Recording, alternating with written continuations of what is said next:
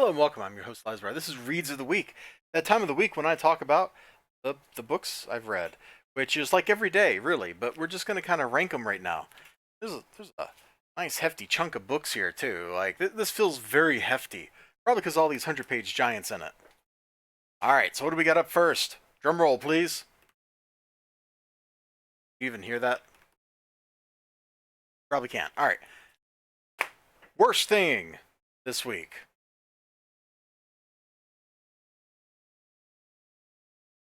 I don't know if that's fair.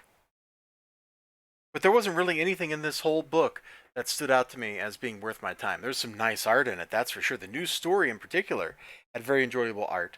But the Super Sun story had clashing art.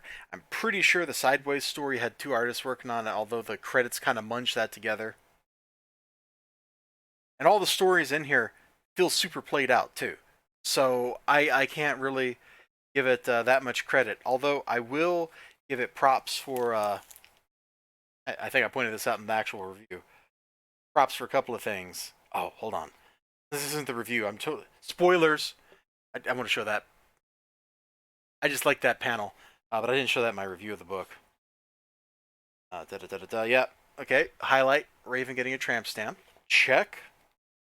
Highlight.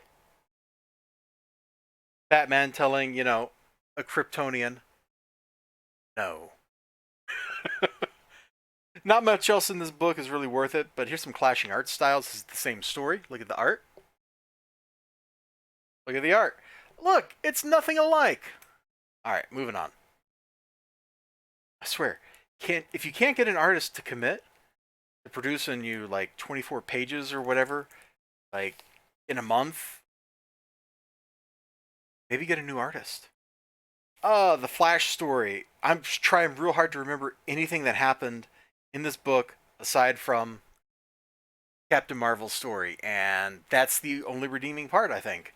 Which that's almost good enough to really carry the book on its own. So it's got that going for it.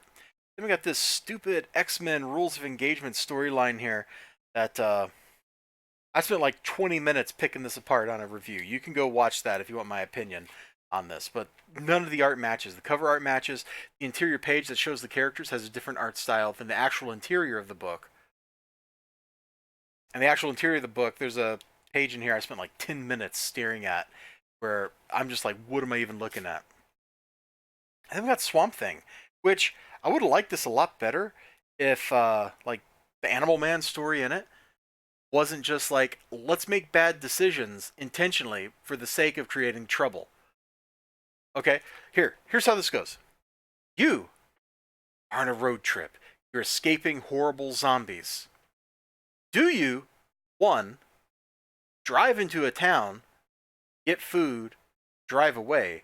Since you have multiple adults who can drive, take turns driving so that you never have to stop for long. Or B, you make Animal Man walk into town, buy food, then walk back, and then you all just sleep where you've parked. I know which one I would do, and it's the one that does not end with zombie bears outside my RV. This is the bad. This is kind of the order I'm putting them in. I don't know if this is a good order or not. When you're down here and stuff, that it's kind of like, yeah, this was maybe okay. Like it doesn't really matter at that point. Maybe it's okay. There's some stuff to like in each of these books, but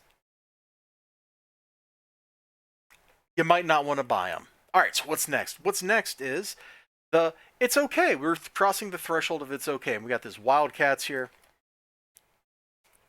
Great looking Jim Lee art in the book. Absolutely great looking Jim Lee art.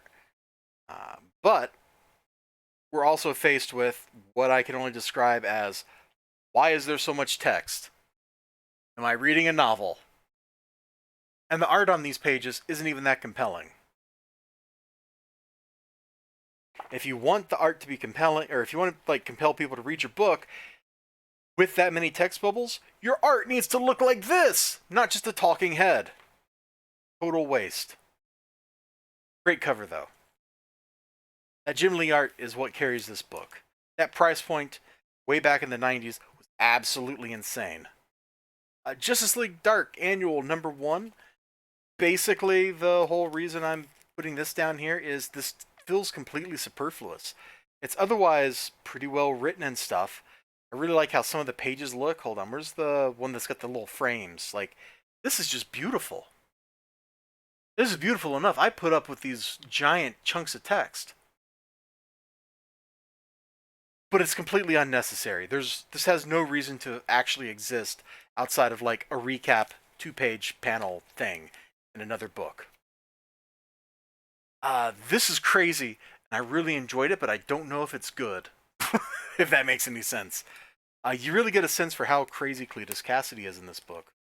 And as soon as I can pull the book out, there we go. I'll show some of this stuff. It's kind of gross, and you might want to just not look for a few seconds. Okay, I'm not showing it anymore. You can look again. Great crazy stuff dealing with themes of insanity and desperation. I enjoyed it. Like I said, I don't know if it's actually good. Planet of the Symbiotes was just fun. That's all I got to say about that. It was fun. Moving on. We're still just kind of in the okay, but we're like in the high okays, you know? We're not quite across the threshold of awesome, so we're just in like, yeah, this is pretty good. What's pretty good? This was pretty good. I wish the art was better. I wish the art was different, but I really enjoyed the story and how this wrapped it all up with themes of family and duty and honor and all that. But on the other hand, you know, I'm going to show you my favorite page. And it's my favorite page not because of the art, but because of what Alfred is doing. Oh my gosh, I can't even find it. It's my favorite page and I can't find it. There it is. That is not the high, like, the supreme of art. That is not the Ne Plus Ultra or whatever. You know, that's just like, yeah, that's some indie stuff. But I think the art was trying to convey this level of insanity here on every page, even when it wasn't necessary. So I think the art actually was a good choice for the book, even though I wish it was different. Speaking of insanity, Batman Last Night on Earth. This book takes so many twists and turns, does so many different things over the course of its story that I can't even begin to summarize it. Like, look, there's Scarecrow. There's Lex Luthor. There's a bunch of Supermen. Like, there's so much insanity going on in the course of this book that I can't do it justice by talking about it now. It's pretty good. I wish it was great. It could have been great. It could have been, but it's just shy of it. Speaking of just shy of great, Mighty Mascots. This is just pure, unadulterated fun. All right, you know cereal mascots and all that, right? Like you've eaten cereal, or you've at least seen cereal, and here they are fighting evil. I love this stuff here with the sword versus the like spiky toothbrush of death and all that. Like, it's goofy, and she looks super bad. Had a lot of fun reading that. I think this was way better than the first issue. All right, we're out of the yeah. This is like okay. This is the stuff that fell shy of being awesome, but wasn't bad. There's varying degrees. This is just kind of okay, and by the time you get up here, it's pretty darn good. In fact, I think like this one's just the only one that's really okay, and these are all just kind of like pretty darn good. Ooh, I just saw some like lightning outside. Maybe we're gonna have a little thunderstorm. It's possible. It's possible. So what was actually tops? What was actually tops? I'm gonna just get them both out here. They're so different from each other. I'm not sure what order to put these in for my reads of the week. Like which one reigns supreme. These are both well over the threshold of awesome. This one is great because of the stories in it. The Terrifics thing doesn't do a lot for me, but wrapping up here, Wonder Woman vs. Darkseid, that story, the new story got back understanding the character of Superman and who he is. It took the first one of these that was really on point was like him versus that space boxer dude, and that was like super on point for Superman.